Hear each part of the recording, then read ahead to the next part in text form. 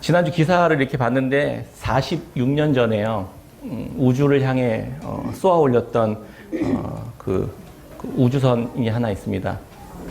1977년 8월 20일 날 발사됐는데 지금까지 지구랑 통신하면서 태양계 행성들뿐 아니라 2018년 이후부터는 태양계 밖에까지 나가서 그 밖에 있는 정보들을 우리 지구에 보내주고 있었던 우주선이 있었습니다. 뭘까요?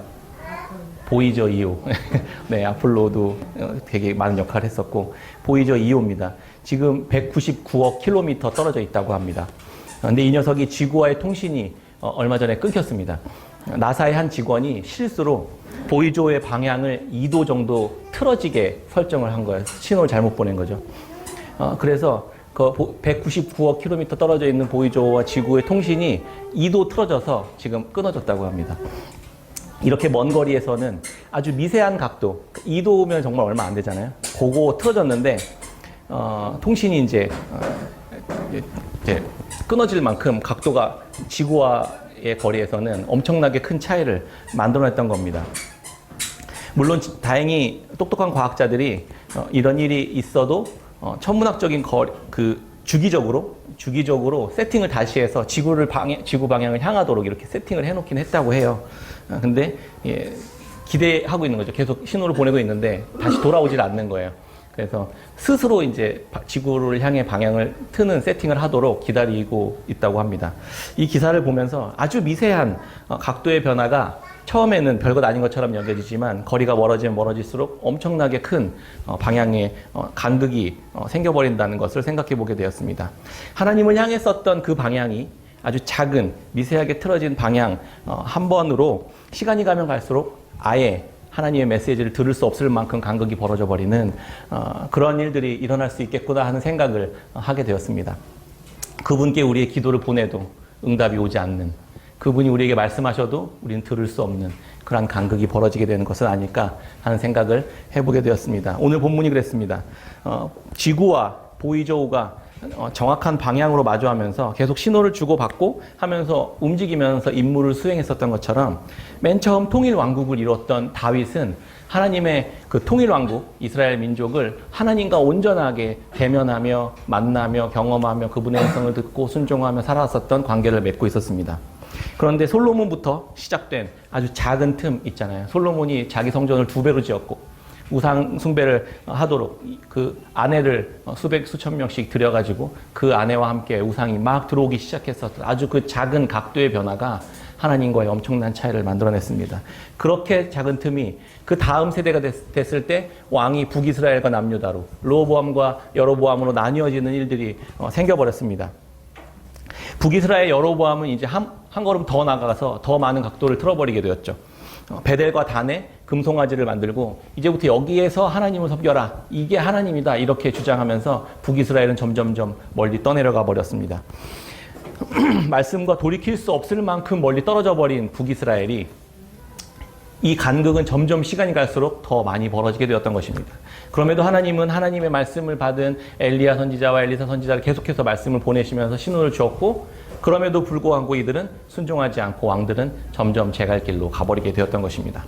각도를 좁힐 수 없을 만큼 이제 더 이상 하나님과 이스라엘 관계는 점점 위험한 심각한 상황에 처해지게 된 것이죠. 결국 하나님과 관계없는 이방 나라와 똑같이 되어버린 그 이스라엘, 북이스라엘 민족의 이야기가 오늘 이야기인 것이고요. 이렇게 하나님과 교신이 딱 끊어져 버린 북이스라엘의 어긋난 각도를 하나님은 말씀을 다시 순종하고 하나님을 향하도록 하나님이 어떤 조치를 취하시는데 그게 바로 왕족에 대한 심판이었었던 겁니다. 하나님의 말씀을 보내도 왕족들이 그 말씀을 듣고 다 자기 선에서 끊어버리는 거예요. 이스라엘 백성들이 하나님을 만날 수 없도록 계속 끊어버리니까 이 메시지를 중간에서 차단하고 있었던 왕족을 하나님께서는 심판해버리려고 하는 이야기가 오늘 이 본문의 이야기입니다. 만약 지구와의 교신이 하나님과의 연결이 다시 되지 않는다면 우주의 미아로 그 보이저 이후는 그냥 고철덩어리로 전락하게 되는 일이 벌어지게 되는 것입니다. 악을 샅샅이 찾아서 주님은 잘라내버리는 일들을 시행하기 시작합니다. 하나님은 이제 북이스라엘의 여로보암부터 시작한 나답, 바하사, 엘라, 시므리, 오므리, 아합, 아하시아 이렇게 또 요람 왕까지 쭉 왕족이 쭉 이어졌는데요. 그 중에서도 오므리의 가문이 오므리, 아합, 아하시아, 그 다음에 요람까지 쭉 이렇게 4대가 이어져 왔습니다. 그런데 계속해서 이들은 하나님의 말씀을 거부하고 우상숭배를 하는 일들을 더 견고히 해가는 일들을 해왔습니다. 그래서 하나님은 이 가문을 진멸하시기로 결정하셨습니다. 하나님의 명령에 응답하지 않고 제멋대로 뒤틀려버리는 그 아합의 가문을 심판하시려고 했던 것입니다. 선지자 엘리사는 제자 한 사람을 불러서 예후라는 사람을 찾아서 머리에 기름을 붓습니다. 그리고 하나님의 말씀대로 내가 너를 이스라엘의 왕으로 삼겠다. 이제 이 위에 있었던 왕족들은 이제 끝이다. 이렇게 명령합니다. 그 청년은 말씀대로 순수하게 그 예후의 머리에다가 기름을 붓고 왕으로 선포합니다. 그리고 내가 너를 왕으로 삼는 이유에 대해서 분명하게 말씀하십니다. 열왕기하 9장 7절입니다. 너는 내 주 아합의 집을 치라. 내가 나의 종 곧 선지자들의 피와 여호와의 종들의 피를 이세벨에게 갚아주리라. 아합의 온 집이 멸망하리니 이스라엘 중에 매인자나 노인자나 아합에게 속한 모든 남자는 내가 다 멸절하되 10절입니다. 이스라엘 지방에서 개들이 이세벨을 먹으리니 그를 장사할 사람이 없으리라 하셨느니라 하고 곧 문을 열고 도망하니라. 그는 하나님으로부터 택함을 받아서 왕으로 기름 부은 예후에게 이렇게 너의 목적은 아합 가문을 진멸하는 거야. 너가 왕이 되는 이유는 이렇게 이야기해 줍니다. 하나님이 말씀하신 것이죠. 예후는 그 이야기를 듣고 바로 일어나서 아합 가문을 진멸하기 위해 움직이기 시작합니다. 말씀이 때로는 우리에게 지금까지 우리는 계속 말씀이 우리에게 왔을 때 우리에게 복음이 되고 우리에게 은혜가 되고 우리의 구원의 메시지가 된다는 사실 지금까지 살펴봤잖아요. 그런데 동일하게 양날의 칼인 것처럼 지금 예후에게 하나님의 말씀이 임했는데 이 예후에게 임한 말씀은 요람 왕에게 도달하면 이게 어떻게 되냐면 복음이 아니라 심판의 메시지가 되는 말씀이 되어버렸습니다. 동일한 말씀이 어떤 자들에게는 하나님의 말씀에 순종하는 자들에게는 따라가는 자들에게는 구원과 은혜의 말씀이 되고 하나님의 말씀을 끝까지 거부하고 끝까지 거절하는 사람들에게는 이게 심판의 메시지가 된다는 것을 이 양날의 칼 같은 하나님의 말씀이 된다는 것을 우리는 생각해 볼 수 있는 것이죠. 예후는 요람이 요양하고 있었던 전쟁을 하고 있다가 이제 부상을 당해서 이제 요양을 하고 있었거든요. 요람 왕이 요양을 하고 있었거든요. 근데 거기에 예후가 이 이름들이 다 이게 우리나라 이름이 아니어가지고 헷갈려요. 예후가 이제 죽이러 가는 거예요. 전차를 몰고 갑니다. 하나님의 말씀이 부패한 지도자를 향해 가고 있는 것이죠. 요람의 입장에서는 어떨까요? 하나님의 말씀이 다가오는 겁니다. 다가오면 그것이 구원의 메시지가 아니라 요람에게는 심판의 메시지가 되는 것이죠. 이제 예후를 통해 다가간 하나님의 말씀은 더 이상 기회가 없는 마지막 심판의 메시지로 요람 왕에게 다가가고 있는 것입니다. 망대에서 그 예후가 달려오는 모습을 보면서 정탐꾼이 이야기합니다. 예후가 오는 것 같은데요. 예후 군사령관이었으니까 예후 군사령관이 오는 것 같은데요. 요람이 사람을 보냅니다. 예후가 너랑 관계없는 일이니까 뒤로 비켜라. 뒤로 비켜라. 2명을 물립니다. 그리고 나서 요람 왕에게 가까이 다가왔어요. 요람 왕이 가까이 오니까 요람이 그때 함께 있었던 또 사람이 있었습니다. 직접 마중을 나갑니다. 남유다의 아하시아 왕도 요람 왕을 문병하러 다시 찾아왔었어요. 둘이서 함께 두 나라의 왕이 예후 앞으로 다가갑니다. 그리고 나서 그 예후를 만나자마자 활로 쏘아서 죽여버립니다. 예후는 반역을 저지른 거잖아요. 반역을 저질렀고 왕을 죽였습니다. 성경 근데 이 일을요. 하나님의 말씀이 성취되었더라 이렇게 기록합니다.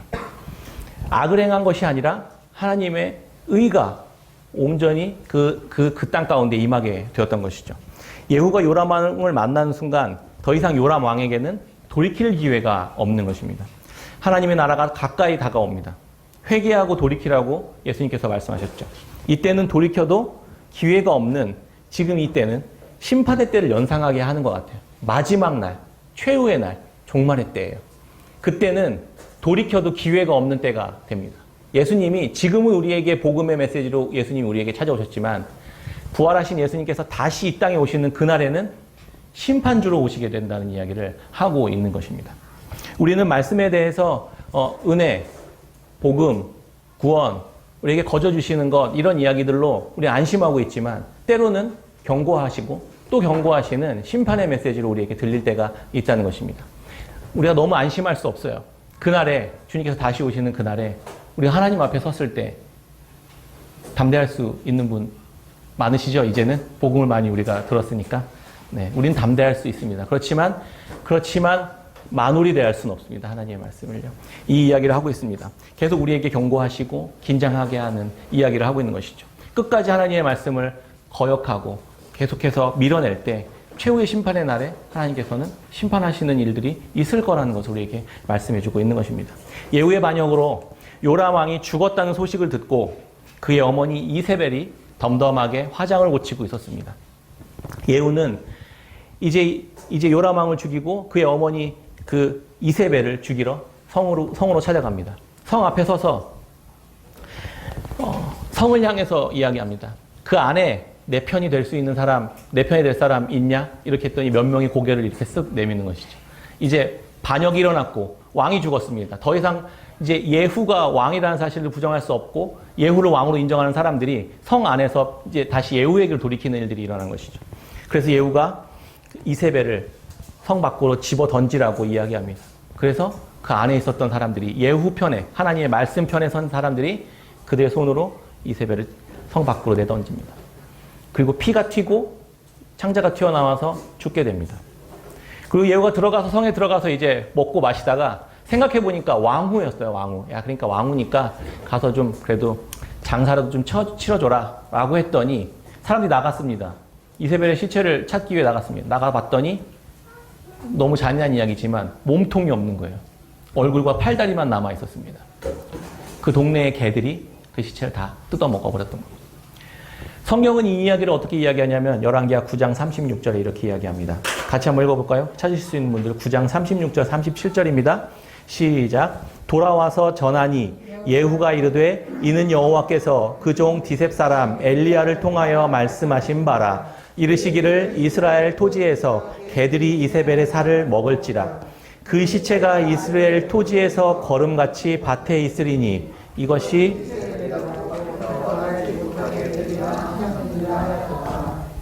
아멘. 하나님의 말씀을 거부하고 끝까지 자신의 왕좌에서 내려오지 않는 사람의 결말은 끔찍한 심판일 뿐인 것입니다. 하나님은 철저히 이 심판을 이뤄내십니다. 하나님의 말씀은 무섭도록 그대로 성취되고 있음을 우리가 볼 수 있는 것입니다. 그런데 문제는 여기서 끝난다는 것이 아닙니다. 더욱 철저하게 오므리와 아합 가문을 심판합니다. 예후가요. 예후는 이제 그 왕도 죽였고 왕의 어머니도 죽였고 이세벨도 죽였고 그리고 나서 그의 아들들 아합의 아들 70명 그러니까 왕의 지금 형제들인 거죠. 70명 정도가 있었는데 이들에게 성읍에 다 흩어져 살고 있었던 성읍에 보냅니다. 사마리아 성읍에 보내서 그 후손들 왕의 후손들이니까 그들을 이렇게 돌보고 보호하고 가르치는 교사들이랑 그 장로들이 같이 있었던 거예요. 그들에게 편지를 보냅니다.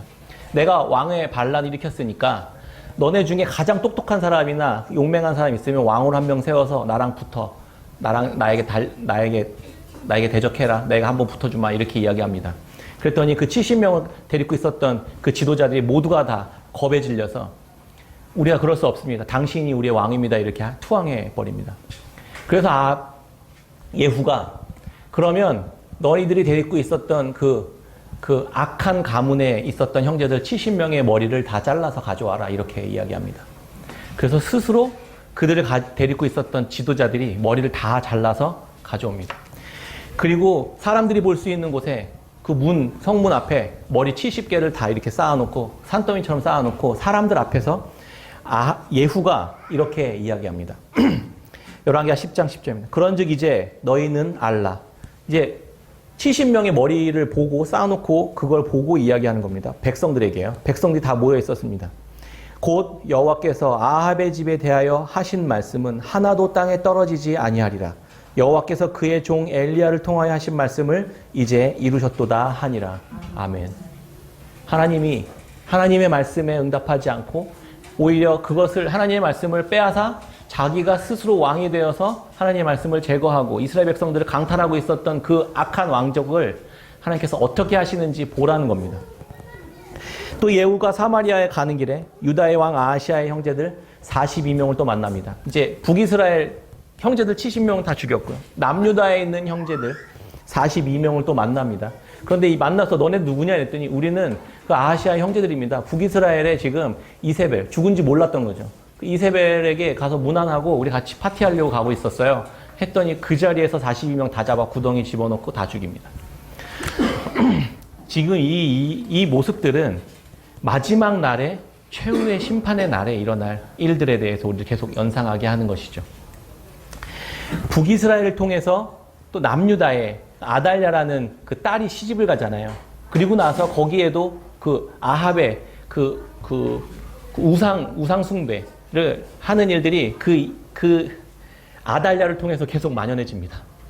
그러니까 북이스라엘도 자기네들도 죽고 자기의 딸을 보내면서 남유다까지 지금 다 바이러스로 감염되도록 만들어 놓고 있었던 겁니다. 그래서 아달랴를 통해서 일어나고 있었던 그 왕족을 남유다까지도 왕족을 다 진멸하고 있는 북이스라엘도 남유다도 하나님께서 함께 손보고 있는 모습을 지금 우리는 볼 수 있는 것이죠. 거기서 또 끝이 아니었습니다. 이제 다시 성읍으로 들어와서 북이스라엘의 사마리아 성읍으로 들어와서 곳곳에 숨어 있었던 바알의 제사장들까지 샅샅이 찾아냅니다. 그런데 머리를 쓴 거죠. 이렇게 위협하면 죽을 수 있겠다고 생각하면 사람 다 숨어버릴 거 아니에요. 그래서 예후가 머리를 씁니다. 전국에 공지를 그 소식을 알립니다. 사실은 내가 이렇게 반역을 일으킨 것은 아합이 너무 바알을 대충 섬겨. 너무 내 마음에 안 들어서 그런 거야. 제대로 내가 섬길 거야. 그러니까 백성들 안에 있었던 모든 제사장들, 선지자들, 바알의 선지자 제사장 있으면 다 나와. 내가 최고로 대우해 줄게. 이렇게 공지를 돌린 거예요. 그랬더니 사람들이 예후가 바란 게 이런 거였구나. 진짜 우리의 바알신을 제대로 섬기려고 반역을 일으켰던 거로구나 라고 생각하고 전국에서 다 몰려듭니다. 예후에게 더 잘 보이기 위해서 바보같이 바퀴벌레를 유혹하기 위해서 먹이 트랩을 설치해 놓은 것처럼 거기에 바퀴벌레들이 이제 막 몰려드는 것이죠. 바알 우상을 만들고 신전에서 음란한 행위를 하고 더럽고 가증스러운 일에 동원되어서 우상을 중심으로 한 경제와 아예 사회가 다 시스템이 우상 중심으로 돌아가 버린 그 이스라엘에게 이 모든 어두운 것들, 악한 것들이 다 수면 위로 지금 드러나게 하시는 하나님의 심판을 보실 수 있는 것입니다. 이런 모습을 하나님도 다 알고 계셨고 그러면서도 내버려 두시고 선지자들을 보내서 좋은 말로 돌이키라 말씀하셨지만 끝까지 돌이키지 못하고 있었던 이들을 진멸하게 되었던 것입니다. 예후는 바알 신당에다가 그 선지자 제사장들 다 모아놓고 이 중에 하나님 섬긴 사람 없지? 하나님 섬긴 사람 있으면 안 돼. 그거 부정 타는 일이야. 그렇게 확인까지 하면서 80명의 군사를 삥 둘러서 이들을 다 진멸하도록 칼로 다 죽이도록 바알 신전에서 그렇게 명령합니다. 그게 오늘 본문의 이야기의 시작입니다. 바알의 제사장, 선지자, 목상, 산당들을 다 헐고 부수고 죽입니다. 그 장소를 화장실로 만들어버립니다.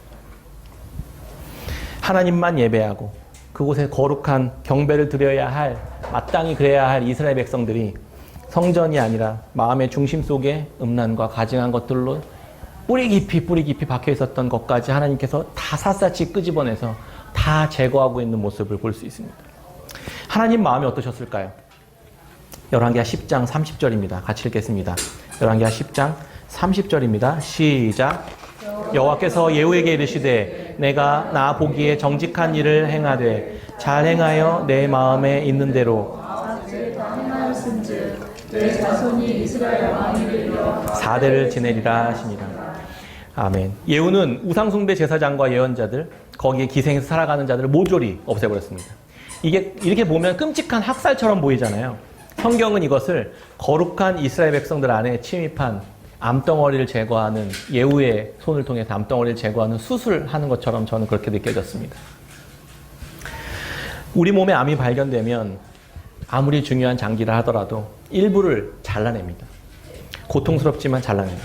그 상황만 보면 너무 징그럽고 잔인하잖아요. 배를 가르고 장기를 잘라내야 되는 일들을 하는 것만 보면 잔인하지만 그것이 암덩이라는 사실을 알면 이해하고 납득할 수 있게 되지 않겠습니까? 그렇게 하고 있는 것이 오히려 그 사람을 향해 더 유익하다라는 것을 우리는 알고 있습니다.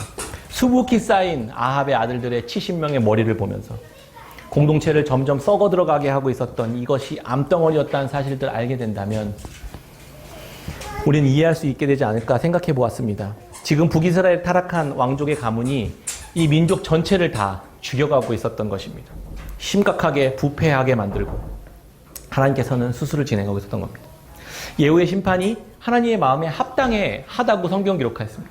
죄를 미워하고 죄로 인해 더러워진 마음을 내버려 두는 것은 사랑이 아닌 거죠.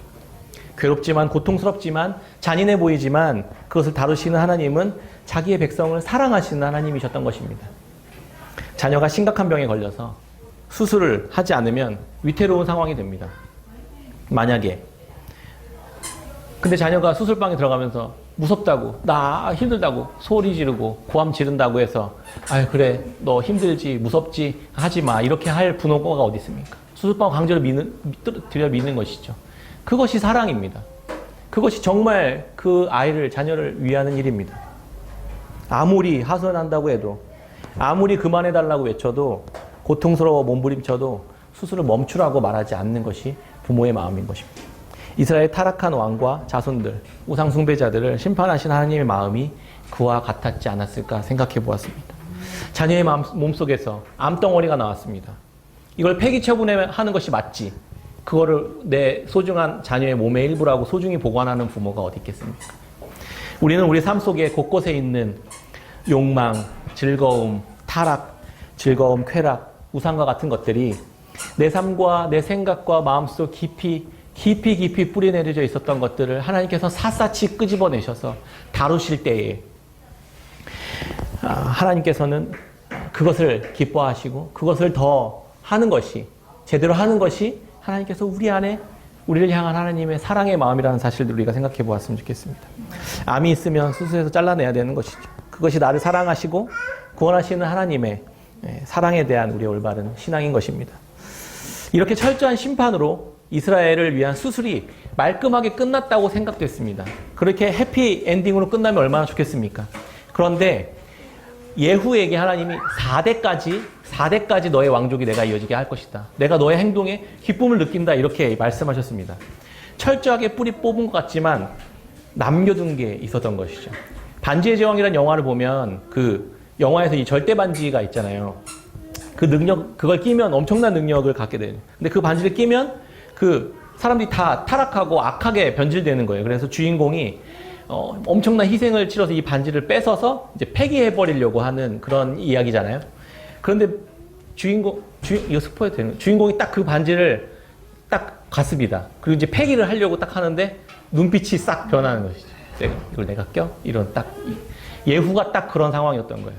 싹 진멸하고 다시 성전을 회복하고 말씀을 회복하고 하나님과 관계를 회복해야만 하는 일들을 해야 되는데 싹 눈빛이 변하는 거예요. 내가 다시 왕이 되면 어떨까? 이렇게요. 예후가 정치적으로 왕이 될 수 있도록 해주는 황금 송아지, 금 송아지를 폐기하지 않았더라. 성경은 이렇게 기록하고 있는 겁니다. 그 앞에서 다시 마음이 흔들리는 거예요. 내가 이걸 끼고 내가 왕이 되면 내가 선하게 더 잘할 수 있을 것 같은데 이렇게요. 그런 욕구가 일어나는 것입니다. 죄는 이렇게 끈질기게 우리 안에서 사라지지 않아요. 제거하고 뿌리 뽑는 것 했습니다. 개혁했어요. 그런데 죄의 싹이 다시 또 내 안에서 슬금슬금 올라오는 것들을 우리는 얼마나 자주 경험하는지 모릅니다. 사람의 개혁과 내 능력과 내 힘으로 순종해보고 노력해봐도 안 된다는 것을 우리는 또 알게 되는 것입니다. 암덩어리를 떼냈는데 그 옆에 전이된 암이 또 있었던 거예요. 오므리의 가문, 아합의 가문, 이세벨과 그 자녀들의 사촌의 형제의 팔촌의 그 집을 다 싹싹이 없앴지만 그 안에서 다시 악이 새롭게 또 다시 자라고 있었던 것입니다. 어렵게 건강을 회복했으면 운동하고 좋은 패턴, 좋은 음식을 다시 먹어야 되는데 술 먹고 다시 밤새도록 놀고 하는 게 다시 슬금슬금 올라오는 거예요. 건강해지면. 예후는 하나님의 말씀으로 돌아갔어야만 했습니다. 그런데 성전과 하나님의 말씀을 다시 회복하기는커녕 다시 자기가 왕이 되려고 하는 일들을 시작했습니다. 얼마나 인간의 개혁과 순종이라는 것이 이렇게 죄의 질긴 유혹 앞에서 무기력해지고 금세 변질되어 버리는 이 얄팍한 것임을, 우리의 힘이, 우리가 무기력한 것임을 우리가 보게 됩니다. 북이스라엘뿐만 아니라 아달랴까지도 어찌나 죄의 뿌리가 깊은지 볼 수 있습니다. 남유다의 아합과 이세벨의 딸인 아달랴가 남유다의 아내로 갔잖아요.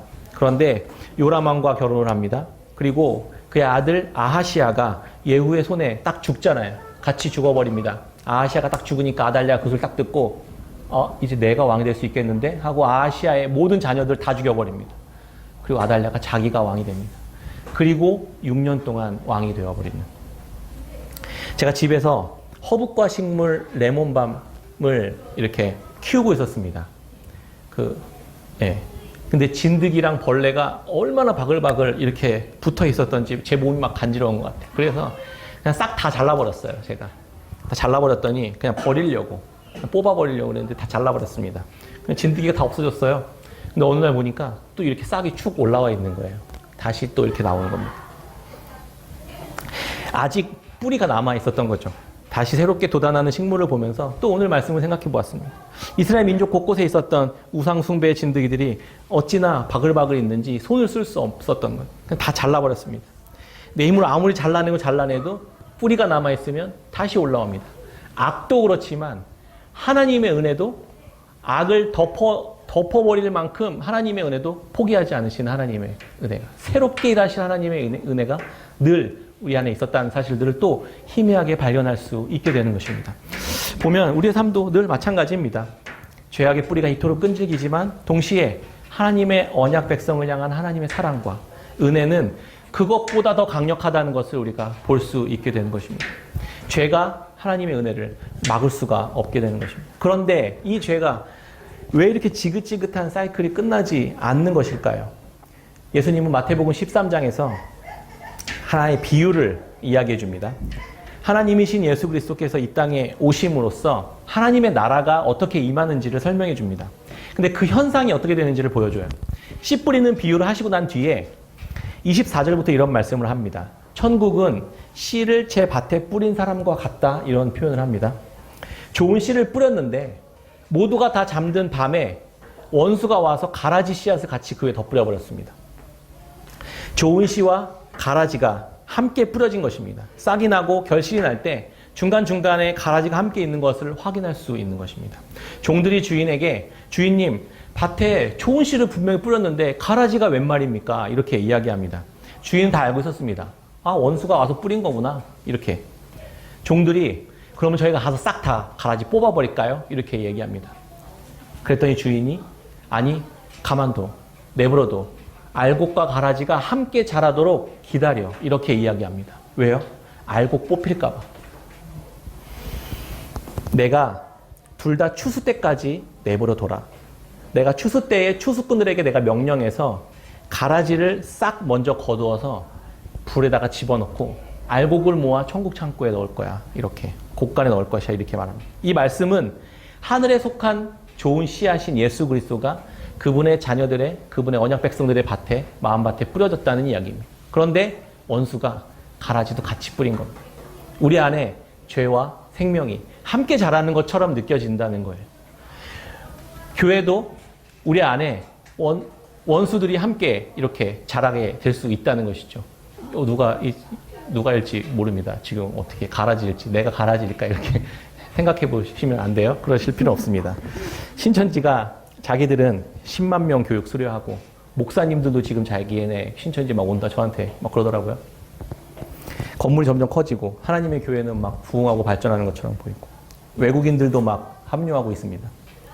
통일교는요, 전 세계적으로 사이비 종교로 발전하는데 돈도 많이 엄청 많고 정치적으로 엄청 막강한 영향력을 갖고 있습니다. 이단과 사이비가 함께 자라게 내버려 두고 계신다는 겁니다. 천군 천사를 보내셔서 모조리 뽑아버릴 수 있지만 잠시 내버려 두고 있는 것입니다. 못하는 게 아니라 안 하고 있다는 겁니다. 속지 마십시오. 알곡과 가라지는 완전히 다른 겁니다. 알곡이 무르익을 때까지, 무르익을 때까지 가라지도 함께 자랍니다. 알곡을 상하지 않도록 하시기 위함입니다. 왜 이렇게 악합니까, 세상이? 하나님은 왜 가만히 계시는 것 같습니까? 하나님, 내 하나님은 왜 이렇게 무기력해 보이는 것 같이 보입니까? 저 악한 자들은 더 승승장구하는 것 같고 더 잘 나가는 것 같고 성공하는 것 같은데 나는 왜 이 모양 이 꼴입니까? 라는 생각이 우리 안에 계속 들죠. 하나님은 악이 가득한 곳에서 알곡이 될 때까지 우리를 기다리고 자라게 하고 계시고 있다는 사실들을 기억하시기 바랍니다. 하나님 손바닥 위에서 다 진행되고 있다는 거예요. 사탄이 더 강력해서 하나님의 백성들을 집어삼키는 것처럼 보이긴 하지만 그게 아니고 오히려 알곡을 보호하고 계시고 있다는 사실들을 우리가 하나님의 관점으로 바라봤으면 좋겠습니다. 하나님의 말씀이신 예수 그리스도께서 우리 안에 하나님의 나라의 씨앗이 되어 우리와 함께 자라가고 계신다는 것입니다. 우리의 하늘에 속한 신적인 성품, 그리스도의 성품으로 자라가게 하시고 변화시켜 가고 계시다는 것입니다. 죄와 악과 가라지는 우리를 더 튼실하게 만드는, 순결하게 하고 선한 열매를 온전히 맺을 수 있도록 하는 역할로 활용되고 있는 것입니다. 믿음의 삶을 살다 보면 두렵죠. 죄 때문에, 악 때문에, 이 승승장구하는 것 때문에 내가 더 찌그러지는 것 같아 두렵죠. 의심이 될 때도 많습니다. 하나님을 버린 아합의 가문이 권세를 가지고 승승장구하고 그가 들여온 바알이라는 것이 하나님보다 더 강력한 신인 것처럼 보이죠. 세상이 진짜 힘이 있는 것 같고 돈이 더 능력이 있는 것 같고 실제인 것 같이 보이죠. 그러나 그것은 우리가 하나님을 더 신뢰하고 믿음 위에 설 수 있도록 하는 하나님의 도구라는 것입니다. 예수 그리스도를 한번 생각해 보세요. 그분이 이 땅에 오셨습니다. 이 땅에 세상의 권세와 종교의 기득권자들로부터 학대당하고 침뱉음 당하고 조롱당하셨습니다. 하나님의 아들이요. 그분이 진짜 선하시고 거룩하시고 의로운 하나님의 아들이셨기 때문입니다. 우리가 속한 그 나라의 백성의 모습은 어떠해야만 하는지를 그리스도께서 보여주셨던 겁니다. 그럼 우리는 어떻게 살아야 할까요? 그분의 길을 따라가야 되는 것이죠. 그래서 복음서 이후에 모든 말씀에 다 그리스도의 고난에 참여하라고 이야기하고 있는 것입니다. 데살로니가 후서 1장 3절입니다. 형제들아, 우리가 너희를 위하여 항상 하나님께 감사할지니 이것이 당연함은 너희의 믿음이 더욱 자라고 너희가 다 각기 서로 사랑함이 풍성함이니 그러므로 너희가 견디고 있는 모든 박해와 환난 중에서 너희 인내와 믿음으로 말미암아 하나님의 여러 교회에서 우리가 친히 자랑하노라.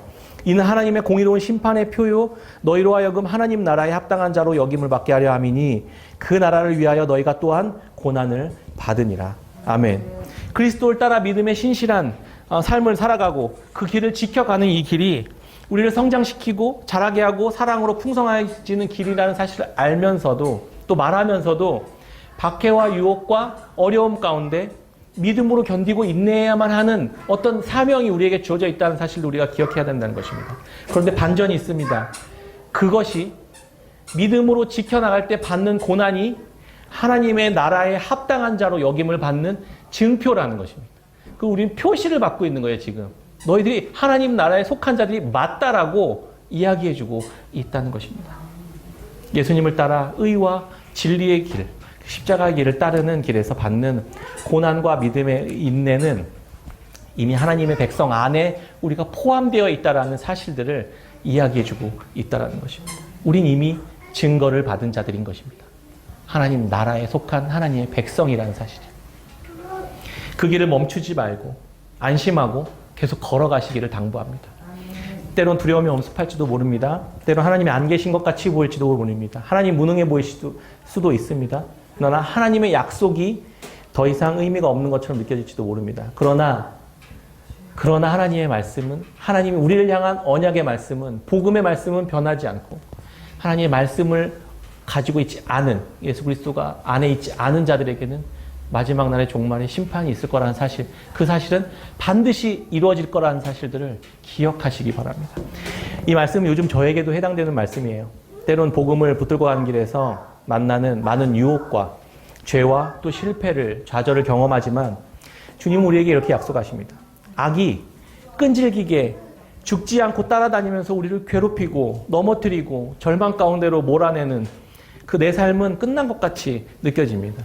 그 악의 강력함을 바라보면서 절망하지 말고 나의 무기력함과 연약함과 그것으로 인해서 예후처럼 금세 하나님을 인정하지 않고 또 넘어지더라도 하나님의 약속의 말씀인 예수 그리스도가 여러분에게 분명하게 선포되어 있다는 사실들, 분명하게 여러분의 심령 안에 심겨져 있다는 그 사실들을 바라볼 수 있었으면 좋겠습니다. 하나님의 아들 예수 그리스도께서 이미 완벽하게 이루어 놓으신 순종을 우리에게 주셨습니다. 그리고 우리로 하여금 그 순종을 이루신 것처럼 말씀해 주시고 선포해 주셨습니다. 그게 칭의예요. 우린 이미 의롭게 된 자들입니다. 예수님 때문에요. 이 약속을 잃어버리지 않으셨으면 좋겠습니다. 저희 아이들이 두발 자전거를 탈 때 수화부터 했어요. 보조바퀴를 한 번에 떼지 못했습니다. 한쪽 떼고 또 이쪽 한쪽 떼고 그리고 나서 못하는 거예요. 두 발을. 그래서 제가 어떻게 했겠습니까? 뒤에 안장 위에 손을 딱 놓고 제가 한 5km 이상 뛰어다녔던 것 같아요. 막 집에서 동네를 다 돌고 CGV인 데까지도 막 돌고 두 발 보조바퀴 다 뛰니까 얘가 두려워하는 거예요. 그래서 안장 뒤에다 손을 넣고 넘어질 것 같으면 붙잡고 넘어질 것 같으면 붙잡고 제가 한 5km, 10km 뛴 것 같아요. 덕분에 제 다리가 막 튼튼해졌는데 넘어질 때마다 제가 붙잡고 다시 붙잡고 넘어지고 다치고 위험한 상황들을 감수하면서도 그 일을 계속 제가 시키면서도 제가 어디에 있었겠습니까? 바로 뒤에 붙어 있었죠. 넘어질 것 같을 때 붙잡고 또 넘어질 것 같을 때 붙잡고 제가 그냥 놔버리고 야, 네 한번 타봐 이렇게 했을 것 같아요. 끝까지 제가 무슨 일이 있어도 제가 그 자전거를 붙잡지 않았겠습니까? 그렇게 제 새 아이들이 이제 두발 자전거를 자유롭게 타게 되었습니다. 뭐 때문에요? 저와 함께 두발 자전거를 또 재미있게 탈 수 있는 그 자유와 그 기쁨과 그 평안 가운데서 누릴 수 있도록 저는 아빠로서 저의 삶을, 저의 손을, 저의 모든 에너지와 열정을 그 아이에게 집중해서 했었던 것입니다. 여러분들의 삶을 향한, 우리의 삶을 향한 하나님의 사랑이 이것과 비교할 수 없을 만큼 안전한 보호라는 사실들을 여러분들이 기억했으면 좋겠습니다. 말씀을 맺겠습니다. 보이저 2호가 다시 지구와의 통신이 재개되었다고 합니다. 새로운 명령 신호를 보냈고 그 신호가 수신되었습니다. 다시 주권자 되신 하나님께 우리들의 영혼과 삶 전체가 그 방향을 다시 틀 수 있도록 우리에게 예수 그리스도를 보내셨던 것입니다. 이미 그 안에 설계해 놓으셨어요. 그냥 해 놓으셨어요. 계획해 놓으셨어요. 작정해 놓으셨어요. 예수님을. 그래서 언제든지 다시 하나님을 향할 수 있도록 때가 되면 하나님을 향할 수 있도록 그렇게 만들어 놓으셨습니다. 그렇게 하시고 있습니다. 그리고 여전히 하실 것입니다. 마치 우리 안에 그렇게 주기적으로 방향을 틀도록 때로는 틀어질 수 있습니다. 죄 가운데 빠질 수 있습니다. 그러나 영영 우주 미아로 살도록 우리를 내버려 두시지 않으실 것입니다. 말씀이시며 성전이시며 율법이시며 완벽한 순종을 이루실 예수 그리스도를 우리 안에 두셨습니다. 내 힘으로 안 될 때 내 안에 계신 예수 그리스도께서 일하실 것입니다. 예수님은 종말의 심판대 앞에서 우리들을 위해 이렇게 증언하실 것입니다. 이들은 하나님의 언약의 자녀들입니다. 맞습니다. 왜요? 내가 이 안에 이 아이들, 이 자녀들 안에 있었기 때문입니다. 내가 여기까지 이들을 인도해 왔습니다. 이렇게 예수님께서 증언해 주실 것입니다. 조롱하고 비난하고 무시하고 폭압적으로 행동하는 쭉정이들은 뽑혀나가고 알곡은 우리들은 천국 안에 들어가게 될 것입니다. 안심하십시오. 하나님의 약속이 성전과 말씀과 임재의 약속으로 분명하게 드러난 예수 그리스도 안에서 믿음의 여정, 평안 가운데 담대히 통과하는 저 여러분들, 우리 깨끗한 샘교회 모든 성도님들이 되시기를 주의 이름으로 축원합니다. 아멘.